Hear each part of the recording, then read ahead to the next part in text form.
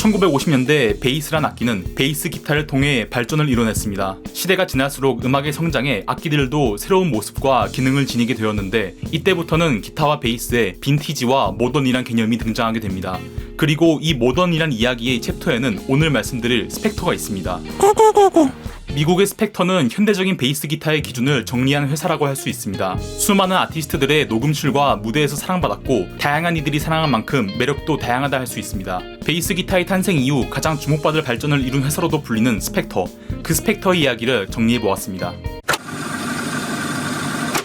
스튜어트 스펙터가 악기를 잡았을 때는 포크 음악이 가라앉고 일렉 기타와 베이스 기타가 떠오르던 시기였습니다. 그가 14살 때 처음 잡았던 악기는 일렉 기타였습니다. 첫 기타였던 짐가 기타의 내부를 개조하는 작업을 시작으로 악기를 만들어내는 작업에 매료되었는데, 비싼 기타를 살 만큼의 재력은 없었던 그에게 이는 흥미와 필요라는 두 토끼를 잡을 수 있는 기회였습니다. 기타를 만들기 위해 1974년 브루클린 목공협동조합에 들어가 목공을 배우게 되었고, 그가 만들기로 한 첫 기타의 모티브는 깁슨의 SG였습니다. 여기까지만 보면 베이스보단 기타를 주로 만드는 루시어의 얘기 같아 보이지만, 이 SG를 만들고 협동조합에서 일하게 된 후로 스펙터 베이스의 역사가 시작되었습니다.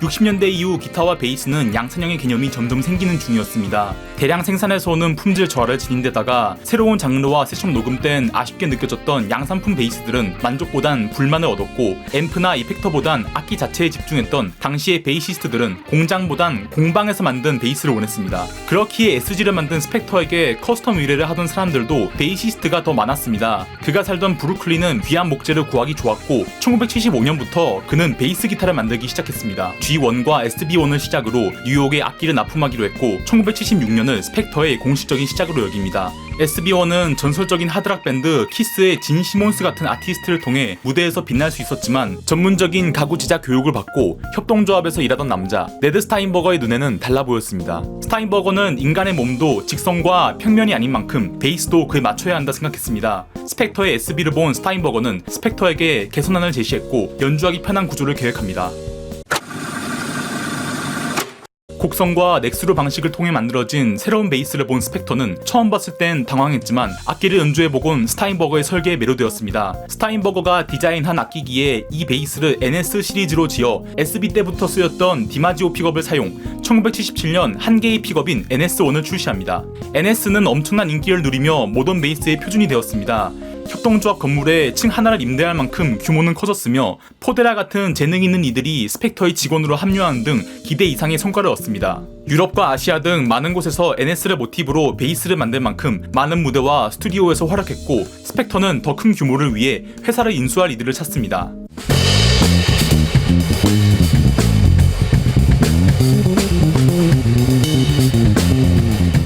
여기까진 좋았습니다. 그러나 문제는 스펙터를 인수한 곳이 크레이머였다는 것인데, 크레이머는 큰 규모와 명성에 비해 불안정한 운영, 과도한 마케팅 투자로 흔들리는 중이었고, 크레이머가 파산하자 스펙터도 함께 사라지고 말았습니다. 그러나 스펙터는 다시 사업을 준비했습니다. 크레이머 파산 이후 짧은 침묵이 있었지만 우드스톡 외곽에 자리를 잡아 SSD란 이름으로 다시 악기를 만들기로 합니다. PJ 루발과 함께 사업을 확장하기로 한 스펙터는 꾸준히 규모를 키워 1998년 스펙터의 상표를 되찾는 데 성공하였고, 2015년부터 미국과 캐나다의 유통을 맡아주던 코르그 USA의 큰 신뢰를 얻어 2019년에는 코르그의 회사를 매각 후 은퇴를 했습니다. 40년 넘는 베이스 제작자의 삶을 정리한 스튜어트 스펙터는 여전히 설립자로서 코르그의 스펙터에 응원을 남기고 있습니다. 특히 부사장이었던 루발의 경우 인터넷에 스펙터의 역사와 빈티지 스펙터 모델을 정리할 만큼 많은 애정을 드러내는 중입니다.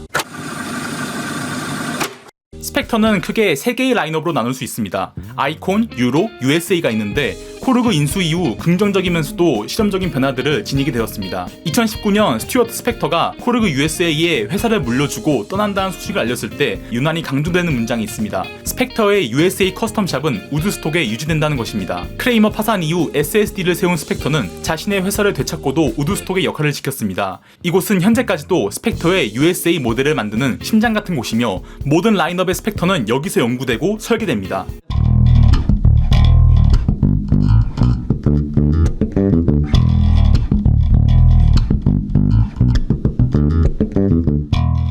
하지만 보급형 하이엔드란 별명까지 챙기기엔 더 큰 시설이 필요했는데 스펙터가 크레이머와 함께하던 시절 그들은 이미 보급형 스펙터에 대한 계획을 하고 있었습니다. 그 중에서도 눈에 들어왔던 곳은 체코에 위치한 MBE였는데 이곳에 좋은 인상을 얻은 스펙터는 SSD로 돌아와 다시 시작하는 과정에서 체코 생산 스펙터를 계획하니 이것이 지금까지도 이어지는 유로 시리즈입니다. 영상 제작 날짜 기준 여전히 유로 시리즈는 체코에서 만들어지는 중이며 커스텀이 주된 USA 모델을 제외하면 사실상 주력 라인업이라 할 수 있습니다.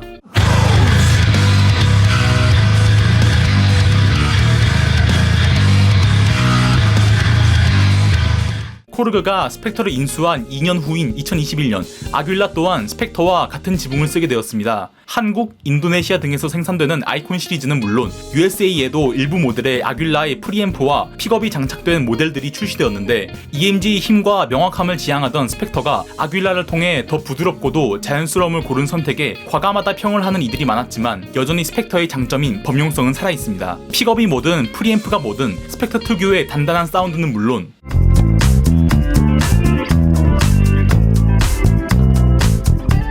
부드러운 음악에도 존재감은 있으되 혼자만 주목받지 않는 위치에 있으며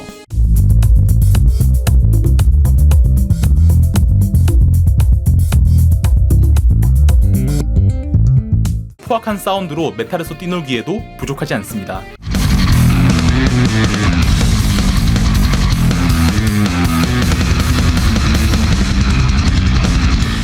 편안함과 범용성을 추구하신다면 역시 스펙터를 느껴보셔야 합니다.